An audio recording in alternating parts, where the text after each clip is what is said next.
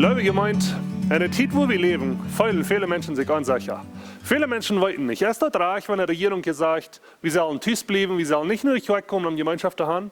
Erst dort, was Gott von uns verlangt. In der nächsten paar Werk würde ich gleich in 5 Dinge mit Ihnen besäumen. Was sagt die Bibel? Was ist die Gemeinde der Abgabe auf dieser Welt?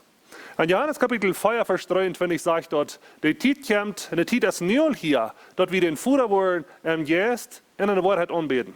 Nur so eine Anbeter siegt der Vater. Das wird Jesus sehen, das wird Jesus in die eine wird. So was will Gott von uns haben als Gemeinde? Er will haben, wir sollen ihn anbeten. Wir sollen ihn loben. Wir sollen ihn preisen. Und wir sollen durchsagen, zum Arm abheben und zum Arm die Ehe geben. Dort, wenn wir vor dem Eten ein Gebet haben, dort, wenn wir schlucken gehen, wenn wir abstehen zum Marius, wenn wir ein Gebet haben, dort, wenn wir singen in der Kirche, aber das können wir auch tun, wenn wir Tisch sind. Mit Familie top beten, mit Familie top Bibel lesen, mit Familie top Leute singen und Gott ihnen und einfach hochheben. Gott loben und preisen. Aber wenn wir nicht vergessen, Gott anbeten, ist nicht bloß beten, ist nicht bloß singen, ist nicht bloß Bibel lesen. Gott anbeten, Gott loben und preisen, ist nicht ein Musikstil, das ist ein Lebensstil. Dort wird mit mir leben da.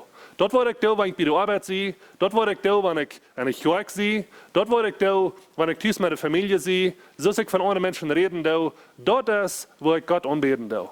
So in dieser Zeit, wenn wir Tisch sind, werden wir nicht vergessen. Dort, so ich über den nächsten Rede, so ich den nächsten behandelt da. Dort, wo ich mein Leben führen da, mein Lebensstil, dort ist, wo ich Gott loben und preisen da, dort, wo ich Gott anbeten da.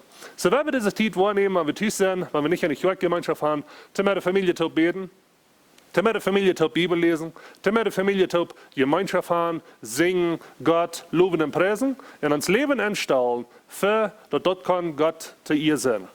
Wenn wir wollen zurückkommen nach der Kirche, wenn wir wollen Gottesdienst haben, hier in der Kirche, dass wir dann wollen können, als stärkere, ermunterte Christen zurückkommen und eine Gemeinschaft haben. Halt an im Gebet und bleib stark an unserem Herrn Jesus Christus. Gottes Segen.